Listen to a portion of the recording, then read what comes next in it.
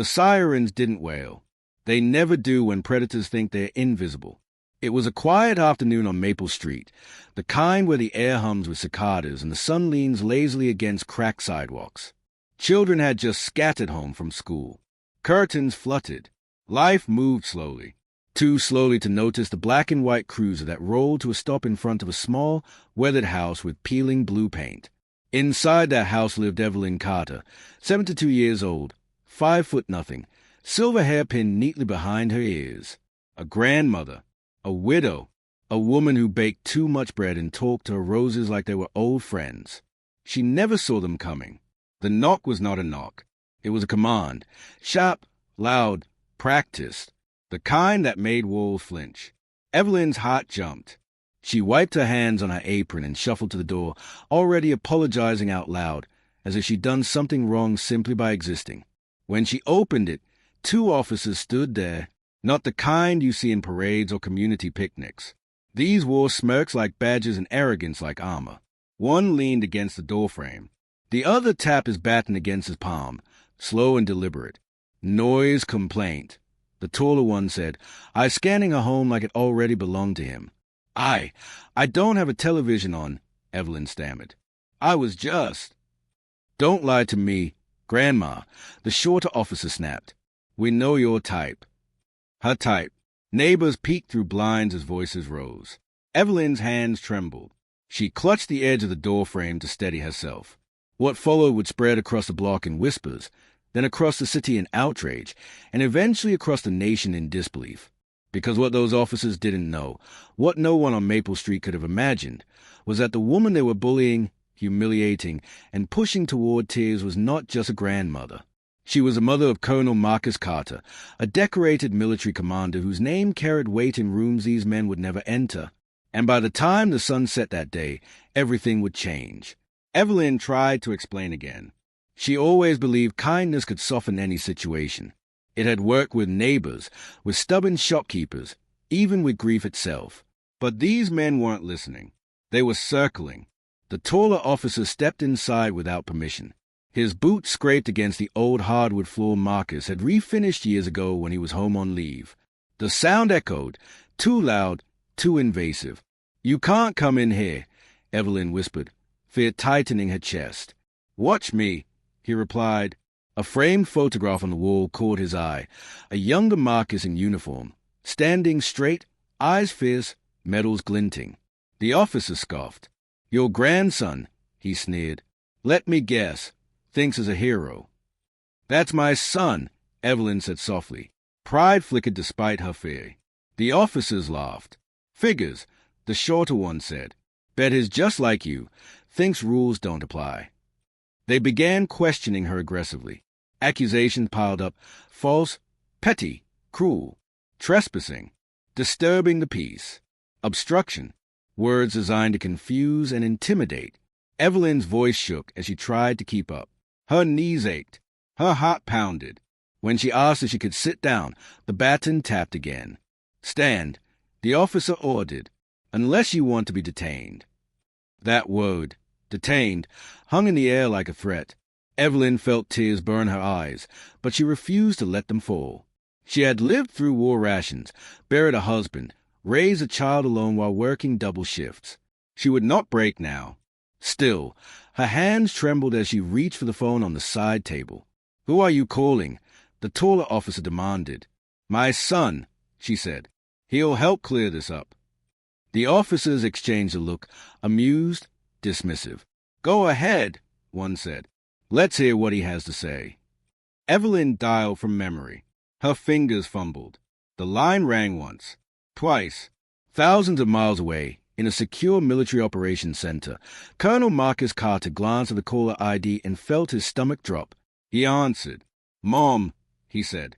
Her voice came through thin, shaking, but controlled. "Marcus, there are officers here. They say I've done something wrong."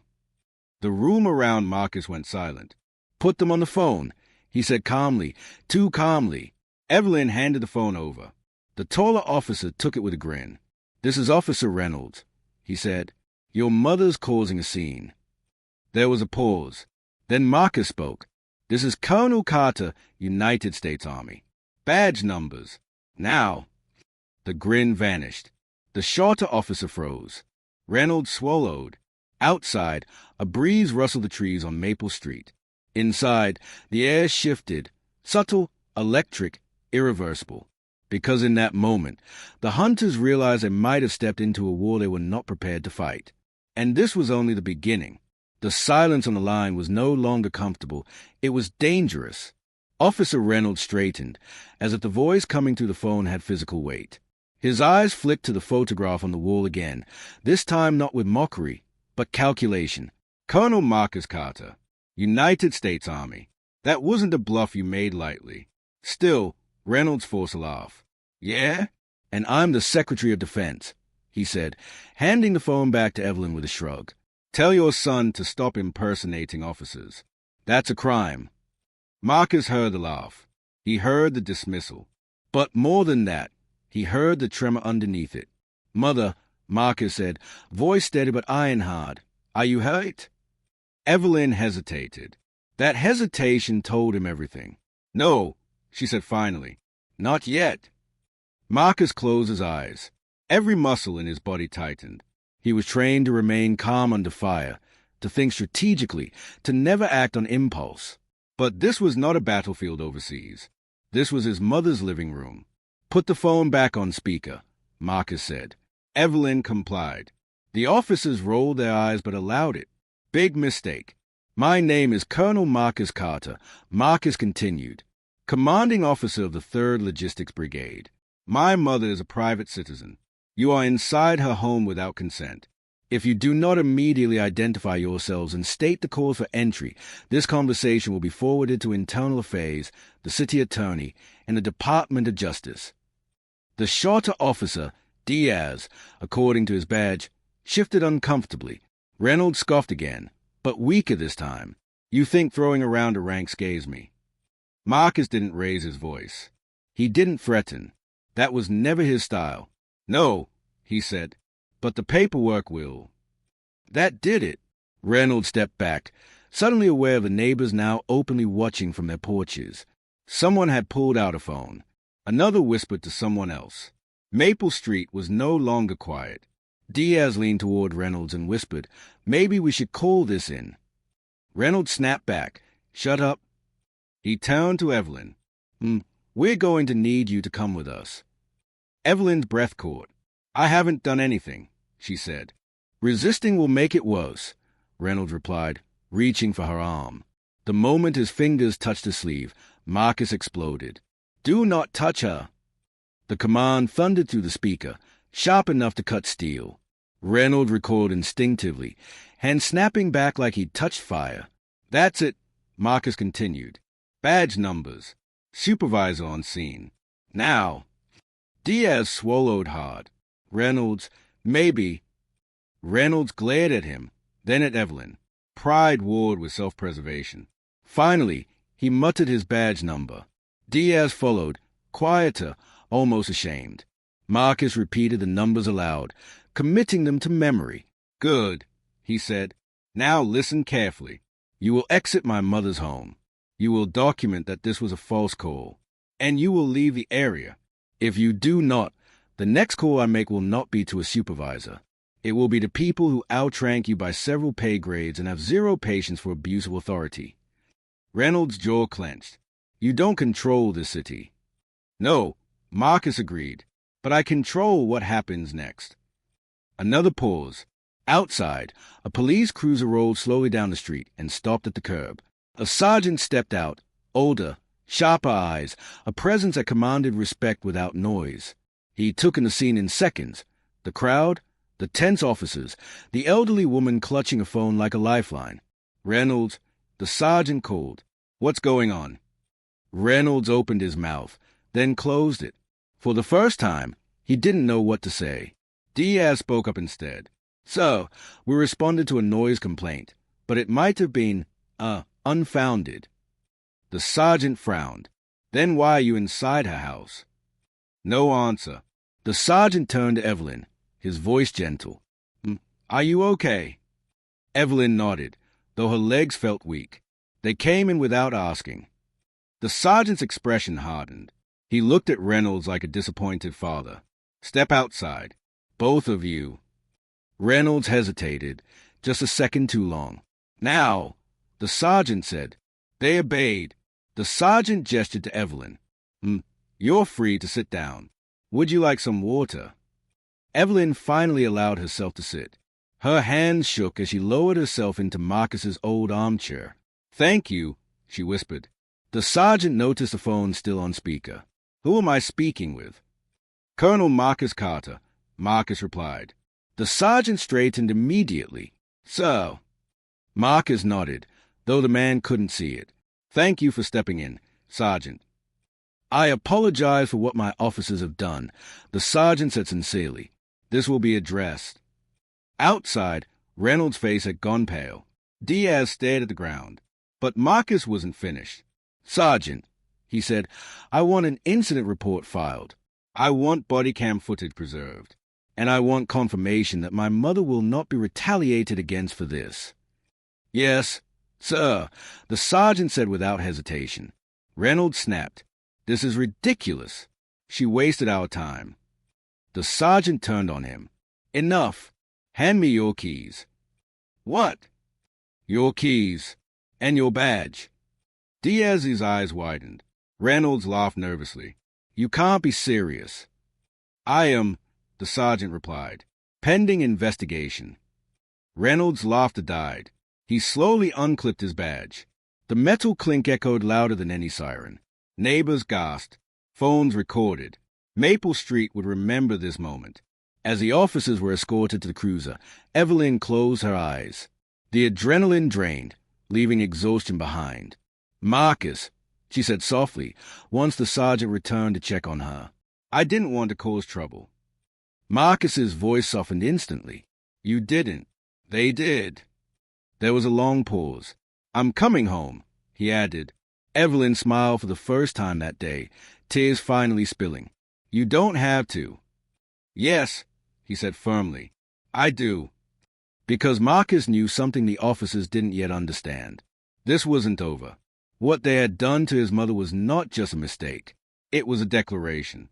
And in the days to come, the truth would surface about Maple Street, about corruption that ran deeper than two officers, and about a grandmother who refused to be silent. The system had pushed too far, and it was about to push back. The night after the incident, Evelyn Carter didn't sleep. She sat in her living room with a blanket around her shoulders, the lamp beside her casting a warm circle of light that couldn't quite chase away the shadows. Every creak of the house made her flinch. She had lived in that home for 34 years, yet it suddenly felt unfamiliar, like something sacred had been violated. Across the city, Officer Reynolds didn't sleep either. He paced his apartment, replaying the moment the sergeant took his badge. The humiliation burned hotter than fear. He told himself it was temporary, a misunderstanding, a technicality. Internal affairs would sort it out. They always did. They always protected their own. But this time felt different. By morning, Maple Street had a new routine. News vans idled at the corner. Reporters whispered to neighbors. Someone had uploaded a shaky video online. Evelyn standing in her doorway, small and shaking, officers towering over her. The clip ended just as Reynolds reached for her arm. The caption spread like wildfire. "Corrupt cops harass elderly woman. Didn't know who her son was." Marcus watched it from his office, jaw clenched. The video had already crossed 1 million views. "That's not the story," he muttered. His aide looked up. "So?" "They didn't stop because of who I am," Marcus said. "They stopped because they got caught." And that distinction mattered. Marcus had arrived home late the night before, pulling his mother into a hug that lingered longer than usual. He'd noticed the small details others might miss, the way her hands shook when she poured tea, the new bruise on her wrist she tried to hide. "Did he grab you?" Marcus asked quietly. Evelyn hesitated, then nodded. That was when Marcus decided this wouldn't end with an apology. By noon, Internal Affairs had officially opened an investigation. Reynolds and Diaz were placed on administrative leave. The department issued a bland statement about reviewing officer conduct. Marcus read it once, then deleted it. He made his own calls. Not threats, Not favors, just facts, presented calmly, relentlessly. To a city council member he'd worked with during disaster response. To a DOJ liaison he'd met during a joint operation. To a military legal officer who understood exactly what abuse of authority looked like. By the end of the day, a pattern began to emerge. Maple Street wasn't an isolated incident. A woman from 2 blocks over came forward anonymously. "They searched my car without cause," she said. "Told me I fit a description." A teenage boy's mother reported her son being shoved against a cruiser for loitering. No charges filed. No record. A shop owner claimed Reynolds demanded free meals in exchange for keeping the peace. Whispers turned into statements. Statements turned into affidavits. And suddenly, Officer Reynolds had a past. Meanwhile, Diaz sat at his kitchen table, staring at his badge lying beside a half-empty coffee cup. His wife watched him carefully. "You knew," she said. Diaz didn't answer. "You knew this would happen one day," she continued. "You can't keep pretending you're not part of it." Diaz rubbed his face. "I thought if I stayed quiet, I could protect people." "Did you?" she asked softly. That night, Diaz requested a meeting with Internal Affairs. Reynolds found out an hour later. "You did what?" Reynolds hissed over the phone. "I told them what I saw," Diaz replied. His voice was steady now. "About Maple Street. About before." "You're making a mistake," Reynolds snapped. "They'll hang you out to dry." "Maybe," Diaz said, "but I won't carry this anymore." He hung up before Reynolds could respond. Reynolds threw the phone across the room. The next morning, the department released another statement, this one longer, more cautious. The mayor announced a temporary oversight review. Protesters gathered outside the precinct with signs. "Protect Grandma. Badge not equal to power. We see you." Evelyn watched it all from her porch, Marcus sitting beside her. "I never wanted this," she said. Marcus took her hand. Change never asked permission.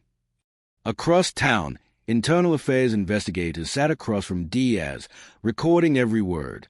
Names, dates, places, patterns. What started as one complaint now reached into years of quiet misconduct. Then came the body cam footage. Reynolds' cam showed everything. His tone, his smack, the moment he crossed the threshold without consent. The casual way he dismissed Evelyn. The reach for her arm. There was no audio glitch. No missing file. Someone had forgotten to delete it. By evening, the footage leaked. National outlets picked it up within hours. Elderly woman harassed in her own home by police. Military son steps in. But the public reaction surprised Marcus. The comments weren't about him. They were about her. She could be my grandmother. What if no one had answered the phone? How many times has this happened without a camera? Evelyn became a symbol she never asked to be. Flowers appeared on her porch. Letters arrived from strangers. One envelope held a handwritten note from a veteran. "Your son saved lives overseas. You saved our dignity here." That night, Marcus sat alone in the kitchen, scrolling through reports. His phone buzzed with a number he didn't recognize. He answered. "This is Captain Lewis, Internal Affairs." The voice said, "We need to inform you of a development." Marcus's grip tightened. "Go on." Officer Reynolds' financial records show unexplained deposits. "We believe this goes beyond misconduct." Marcus exhaled slowly. "How far does it go?" he asked. There was a pause. "We're not sure yet," Lewis admitted. "But we believe your mother's case cracked something open." Marcus looked toward the living room, where Evelyn slept on the couch, exhausted. "They picked the wrong house," he said quietly. "Yes," Lewis agreed. "They did." Outside, rain began to fall, washing the streets clean. But beneath the surface, something rotten was finally exposed. And in the days ahead, the city would learn that corruption doesn't crumble quietly. It fights back, and it doesn't fight fair. Corruption never collapses without resistance. 3 days after the investigation widened, the first warning arrived, subtle, almost polite. Evelyn found it taped to her mailbox early in the morning, the paper folded neatly, the handwriting careful and deliberate. "Tell your son to stand down." No signature. Marcus read it twice, his expression unreadable. Then he folded it just as carefully and slipped it into an evidence bag. "They are scared," he said. Evelyn felt a chill. Or angry. Both. Marcus thought was worse. By afternoon, the tone shifted. A reporter published an anonymous tip claiming Colonel Marcus Carter had used military influence to interfere in civilian police matter. The article cited unnamed sources, suggested conflict of interest, and questioned whether a soldier should wield such power on home soil. Marcus closed his laptop slowly. "They are going after you now," Evelyn said. "They always do," he replied, "when they can't attack the truth." But the hit pieces kept coming. A blogger dredged up Marcus's service record, twisting commendations into accusations of aggressive leadership. Another implied Evelyn had exaggerated her fear for attention. The comment sections turned ugly. Still, the investigation pressed forward. Internal Affairs subpoenaed Reynolds' bank records. Shell companies surfaced. Cash deposits aligned neatly with complaints that had vanished. A name appeared repeatedly: Victor Harlan, a real estate developer with a history of zoning miracles and campaign donations. Harlan owned half the strip malls in the city, and he had friends in uniform. Meanwhile, Reynolds sat across from his attorney, sweat beading at his temples. "They are building a case," the attorney said. "You need leverage." Reynolds' eyes narrowed. "I gave them everything." "Not enough," the attorney replied. "Someone higher needs to fall." Reynolds thought of Diaz, thought of the sergeant, thought of Maple Street. Then he smiled. That night, Diaz's car was pulled over. No sirens. No reason given. The officer leaned into the window, voice low. "You should have stayed quiet." Diaz's heart pounded. "I did nothing wrong." The officer smirked. "Neither did we. That's the beauty of it." Diaz was released an hour later. No ticket, no explanation. Just a message. When he got home, he found his front door ajar.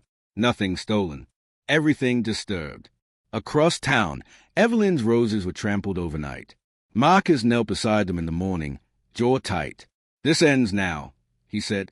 He requested a meeting, not with the department, but with the U.S. Attorney's office.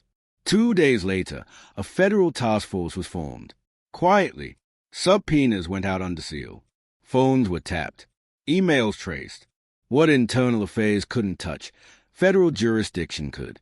And suddenly, people stopped returning Reynolds' calls. Victor Harlan noticed first. His assistant whispered about federal agents asking questions. His banker stopped smiling. His lawyer advised silence. Too late. When the warrants dropped, they dropped hard. Harlan's offices were raided at dawn. Computers seized. Documents boxed. His name flashed across news tickers by noon. Reynolds watched the coverage from his couch, the remote trembling in his hand. "They said I was protected," he whispered. His phone buzzed. "Unknown number." "Run," the voice said. Then the line went dead. Across the city, Marcus sat with a DOJ prosecutor, reviewing evidence. "They are going to retaliate publicly," the prosecutor warned. "Character attacks. Smears. Possibly worse." Marcus nodded. "I'm ready." "They may target your mother." Marcus's jaw hardened. "Then they'll answer for it." That night, a patrol car parked across from Evelyn's house. Engine idling. Lights off. Marcus stepped onto the porch, phone in hand, camera recording. The car didn't move. An hour later, it drove away. The video went online within minutes. Public outrage reignited. Intimidation. The headlines read, "Whistleblower's family targeted." The mayor held an emergency press conference. "We will not tolerate abuse of power," he declared, sweat visible under the lights. But behind the scenes, panic spread. Too many names. Too many connections. Too much evidence. Diaz was placed under protective custody. So was Evelyn. She hated it. "I feel like a criminal," she told Marcus. "You're a witness," he corrected. "And you're brave." She smiled sadly. "I just wanted peace." Instead, she'd ignited a reckoning. Reynolds' attorney called the prosecutor. "We're willing to cooperate," he said. The terms were brutal. Full confession. Names. Records. Testimony. Reynolds had a choice. 4 alone or drag the rot into daylight. He chose survival. When his statement was unsealed, it named 12 officers, 2 captains, 1 councilman, and a developer who thought he owned the city. The fallout was immediate. Suspensions, resignations, arrests, and one final move. Reynolds requested a plea hearing. In open court. On record, the city watched as he stood in an orange jumpsuit. No badge, no smake. When asked why it all began, he hesitated, then glanced at the camera. Because we thought no one would fight back, he said, especially not an old woman. Evelyn watched from home, Marcus beside her. She reached for his hand. They were wrong, she said. Yes, Marcus replied. They were. But even as justice closed in, one question lingered in the air. What happens after the truth comes out? Because exposure is only the first battle, and the war for accountability was just beginning. Justice moves slowly, but consequences move fast. The morning after Reynolds' court appearance, the city woke up to a different reality. Patrol shift was short-staffed. Entire units had been suspended. Squad rooms that once buzzed with bravado now echoed with uneasy silence. Officers who had never taken a bribe suddenly found themselves questioned by neighbors, watched by cameras, judged by association. Trust, once cracked, does not heal quietly. Evelyn Carter felt that cost in unexpected ways. She could no longer walk to the corner store alone. People recognized her now, some with admiration, others with resentment. A woman stopped her on the sidewalk to hug her. A man muttered under his breath, "Should have kept quiet." Both left her shaken. "I didn't ask to be a symbol," she told Marcus one evening as they sat at the kitchen table. Marcus nodded. No one ever does. Across town, the ripple effects widened. The city councilman named in Reynolds' testimony resigned within hours, citing family reasons. His bank accounts were frozen 2 days later. Victor Harlan was denied bail after prosecutors revealed flight risk evidence, private air travel logs, offshore accounts, burner phones. For the first time in decades, the city felt exposed. And exposure breeds fear. An anonymous caller left a voicemail on Marcus's phone. "You think you won," the voice sneered. "This city chews up heroes." Marcus deleted it without comment, but the weight was undeniable. At the precinct, Captain Rollins, one of the names on Reynolds' list, took his own life before he could be arrested. The news hit hard. Protesters gathered again, this time in somber silence. Candles burned beside signs that read accountability without mercy and justice for all, even them. Evelyn watched the coverage with tears in her eyes. "I never wanted anyone to die," she whispered. Marcus placed a hand on her shoulder.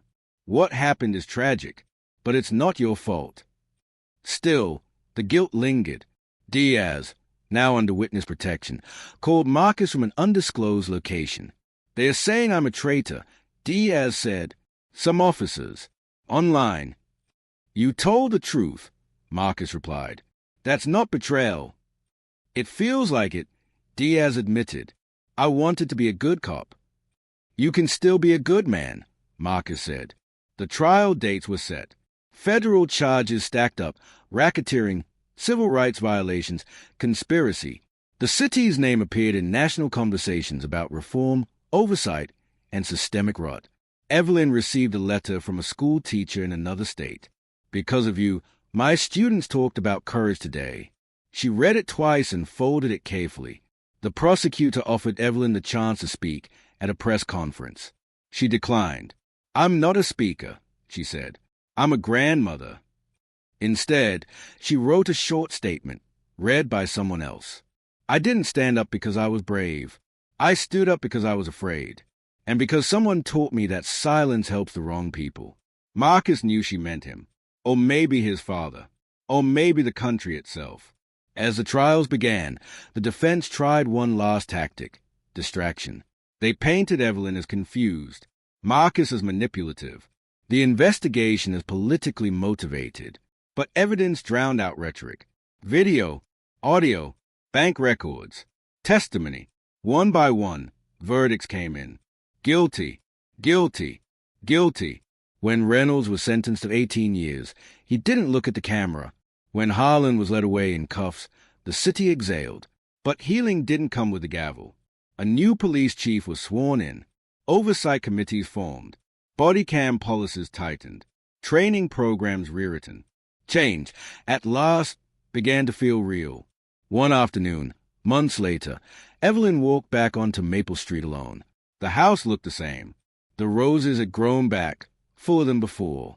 She knelt and touched the petals, smiling. A young officer approached on foot, hands visible, respectful distance. "Mrs. Carter?" he asked. She nodded, wary. "I just wanted to say, thank you," he said. "Because of you, I know what kind of cop I don't want to be." Evelyn studied him, then smiled gently. "Just be kind," she said. "That's enough." He nodded and walked on. That evening, Marcus prepared to return to duty. His leave was over. "You did what you came to do," Evelyn said, hugging him tightly. "We did," he corrected. As he drove away, Evelyn sat on her porch, watching the sun dip low. The city was quieter now, not silent, but thoughtful. And somewhere, deep beneath the noise, something important had shifted, because corruption thrives in shadows. And one grandmother had turned on the light. But the story wasn't about her fame, or his rank. It was about what happens when ordinary people refuse to be small, and the price they pay to make things right. Tomorrow, the city would wake up and keep going, but it would never be the same again. Time did what it always does after chaos. It softened the edges, but it did not erase the truth. A year passed. Maple Street no longer drew news vans or protesters. The sidewalks were repaired. The streetlight that had flickered for years was finally replaced. Children rode bikes again without their parents hovering too closely. Life returned, not to what it was, but to something wiser. Evelyn Carter turned 73 in early spring. There was no celebration worthy of headlines, just a small gathering in her backyard. Folding chairs, lemonade in a glass pitcher, a chocolate cake she insisted on baking herself. Neighbors who once whispered now laughed openly around her table. She liked it that way. Marcus stood off to the side, watching his mother hold court, telling stories that somehow turned hardship into humor. She looked lighter now, older, yes, but stronger in a way that had nothing to do with defiance and everything to do with peace. "You did good, son," she said quietly when he joined her. Marcus shook his head. "You did." Across the city, the effects of what had begun on Maple Street continued to ripple. The police academy graduated its first class under the new curriculum. Recruits trained longer on de-escalation than firearms. Body cameras were no longer treated as optional inconveniences, but as protections for citizens and officers alike. Complaints dropped. So did use of force incidents. Not because everyone had suddenly become perfect, but because accountability had become real. Diaz, under a new name in a new city, started over. He left policing behind and became a counselor for at-risk youth. He wrote Marcus once, a short note. "I finally learned what service means." Reynolds' appeals were denied. Victor Harlan's empire was dismantled piece by piece, assets seized and redirected into public housing and legal aid funds, one of the conditions negotiated to close the case without years of appeals. Even the city council changed. New faces, new voices, some sincere, some opportunistic, but all aware that eyes were open now. And Evelyn returned to her routines. Morning tea, gardening, volunteering twice a week at the community center. She never spoke about that day unless asked, and even then, she kept it simple. "They came into my house," she would say, "and they shouldn't have." One afternoon, a young woman knocked on her door. Nervous, early 20s. She held a notebook to her chest like a shield. "I'm a journalism student," the woman said. "I'm writing about courage. They told me to talk to you." Evelyn smiled kindly. "I don't know much about courage." "But you stood up," the woman insisted. "You changed things." Evelyn considered this, then gestured toward the living room. The same chair. "I stood because I was scared," she said. "Courage isn't not being afraid. It's deciding fear doesn't get the last word." The young woman wrote that down. As evening fell, Evelyn sat alone on her porch, listening to the hum of cicadas. The same sound she'd heard the day the cruiser first rolled up. Only now, it didn't make her flinch. A patrol car passed slowly, then waved. Evelyn waved back. Miles away, Marcus stood in uniform once more, briefing a room full of officers before a humanitarian deployment. "Authority is not permission," he said, his voice calm and steady. "It is responsibility. Lose sight of that, and everything else falls apart." Some nodded, some shifted uncomfortably, but they listened. When the briefing ended, Marcus stepped outside and looked at his phone. A text from his mother waited. "Roses are blooming again." He smiled.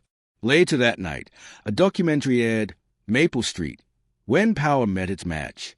It ended not with Marcus's medals or courtroom scenes, but with Evelyn watering her garden. The narrator's final words echoed softly. Real change doesn't always begin with heroes. Sometimes it begins with a knock on the wrong door. Evelyn never watched it.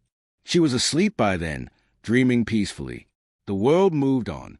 Stories faded. New injustices demanded attention. But somewhere in the collective memory, something remained. A reminder that power can be questioned, that silence can be broken, that even the smallest voice can carry far if it refuses to be quiet, and that on an ordinary street, in an ordinary house, a grandmother showed an entire city what dignity looks like. Not with shouting, not with force, but by standing still and saying, "No,